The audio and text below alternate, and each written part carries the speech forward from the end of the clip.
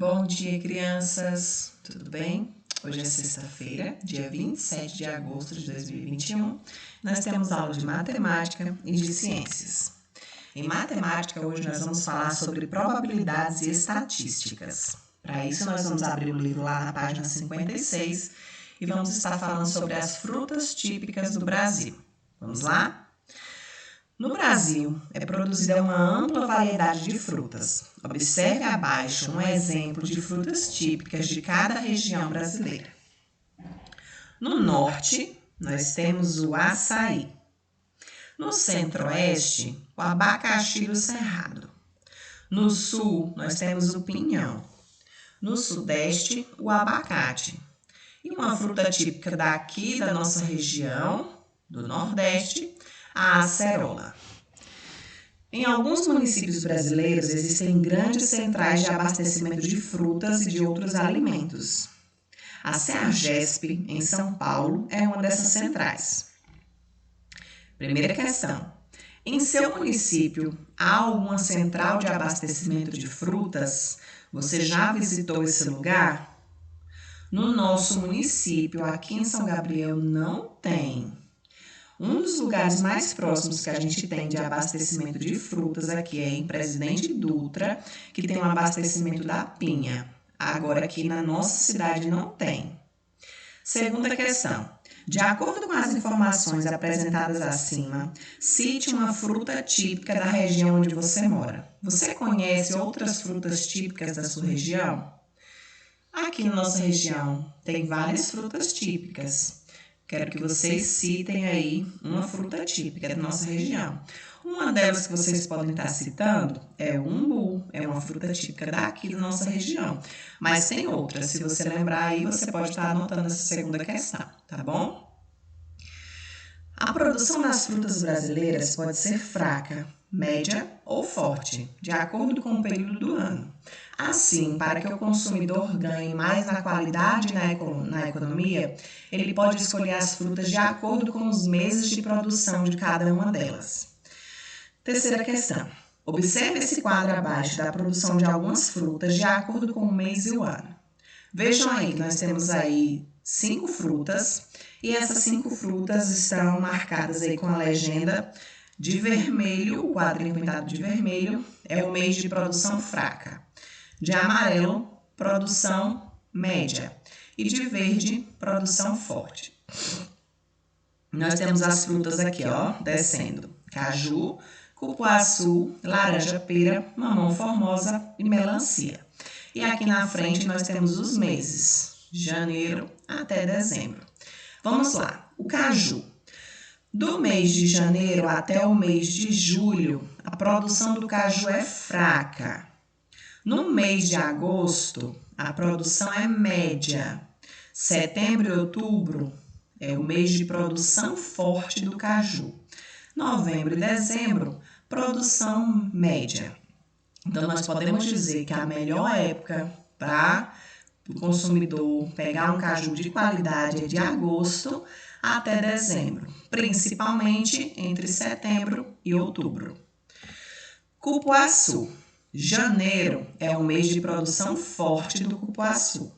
Fevereiro é o mês de produção fraca. Março, abril e maio é um mês de produção média. Junho e julho é um mês de produção forte. Agosto e setembro, produção média. Outubro, novembro e dezembro, produção fraca.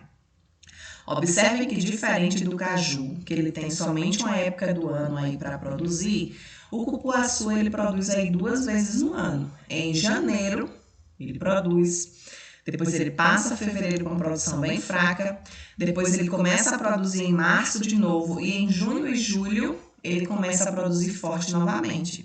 Ou seja, nós temos aí cupuaçu praticamente o ano inteiro, sendo os meses de janeiro, junho e julho, produção forte. Laranja-pera. Janeiro, fevereiro e março, produção forte.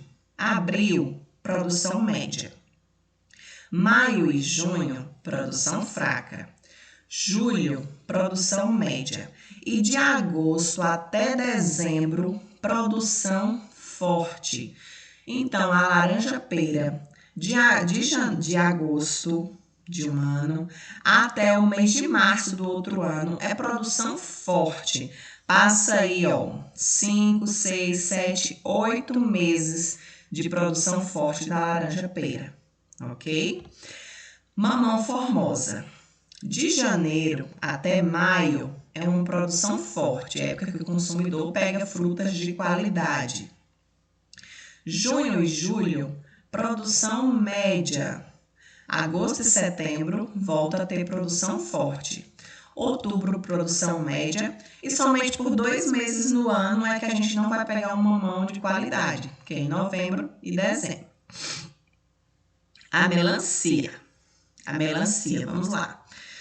A produção média da melancia, janeiro. Em fevereiro é a época da produção forte da melancia. Março e abril, produção média. Aí nós pegamos lá maio, junho, julho e agosto, produção fraca da melancia. É aquela época que as melancias não estão muito boas. Setembro, outubro e novembro, produção média da melancia. E agora, somente em dezembro, volta a ter produção forte. Então, melancia boa, de qualidade para o consumidor, somente em fevereiro e em dezembro. Melancia com a média qualidade, janeiro, março, abril, e setembro, outubro e novembro. Observando esse quadro acima, responda. Em quais meses a produção do cupuaçu é considerada forte?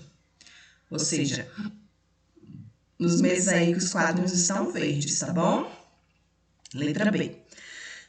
No ano, em quantos meses a produção do mamão formosa é fraca? Letra C. Qual mês você escolheria para comprar caju mais barato e com mais qualidade? Ou seja, os meses que a produção é forte, tem muito caju bom e com um preço menor. Quais são os meses aí que o caju está produzindo forte? E letra D. Quais frutas têm forte produção no mês de fevereiro? Quais são as frutas aqui que estão com quadrinho verde em fevereiro? São essas 3 aqui, tá bom? Essa quinta questão aqui não precisa responder, tá bom? Respondam somente essa questão, essa quarta questão. A, B, C e D. E essa primeira e segunda na outra página. Atividade matemática, páginas 56 e 57. Em ciências, nós vamos falar sobre os grupos dos vertebrados. Os grupos dos vertebrados, eles são 5 grupos. Hoje nós vamos falar sobre 3. Peixes, anfíbios e répteis, ok? Você vai abrir o seu livro lá na página 38. Vamos começar a leitura? Os grupos dos vertebrados. Os vertebrados também são divididos em grupos. Vamos relembrar. Vertebrados, animais que possuem coluna vertebral. São os animais que possuem ossos. Essa divisão ela é feita de acordo com as características semelhantes, com o modo em que se desenvolvem na barriga da mãe ou no ovo, o jeito de respirar, a maneira de cuidar dos filhotes. Veja quais são os grupos. Grupos de vertebrados. Nós temos os peixes, anfíbios, répteis, aves e mamíferos. Vamos conhecer esses grupos. Hoje nós vamos falar sobre 3. Na próxima aula a gente fala sobre os outros 2, tá bom? Peixes. Os peixes são os animais aquáticos. Eles se locomovem utilizando nadadeiras.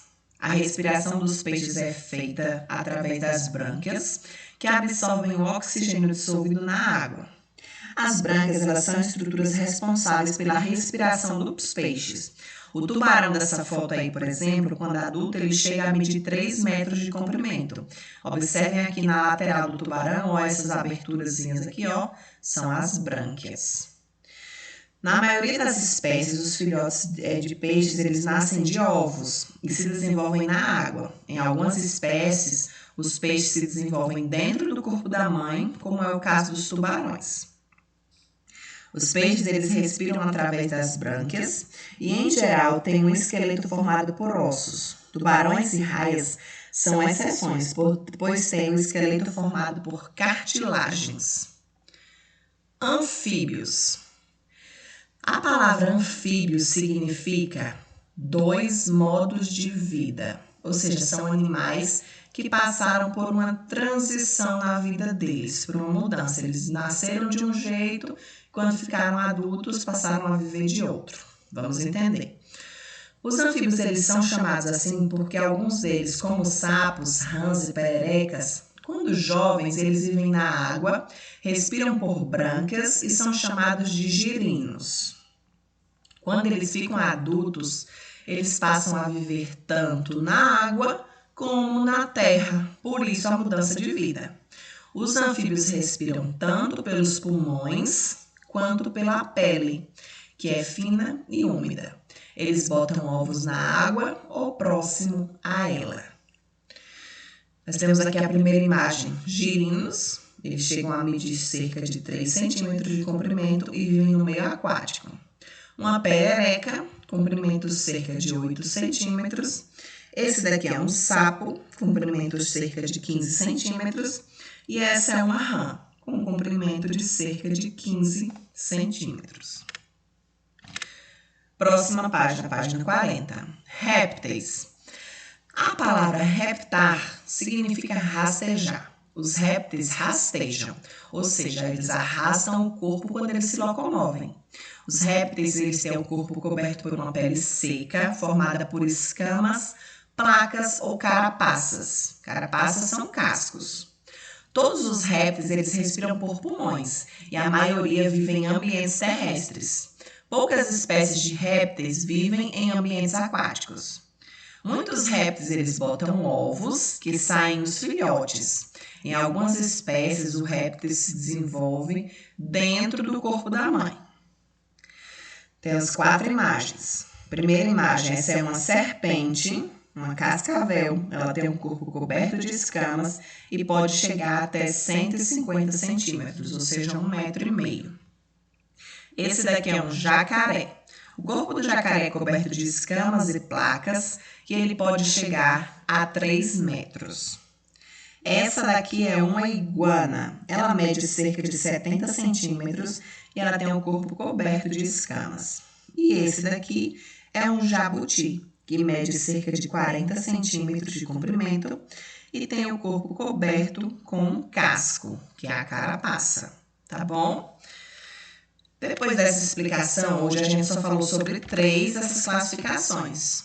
Próxima aula nós vamos falar sobre as aves e sobre os mamíferos, tá bom? De acordo com essa explicação, você vai refazer aí na sua casa a leitura da página 38 até a página 40, e aí você vai fazer a atividade a seguir no caderno, tá bom? Você vai fazer o cabeçalho lá no caderno de ciências e vai copiar e responder essas questões. Essas questões aqui a Pro quer que você copie no caderno, tá bom? Vamos lá.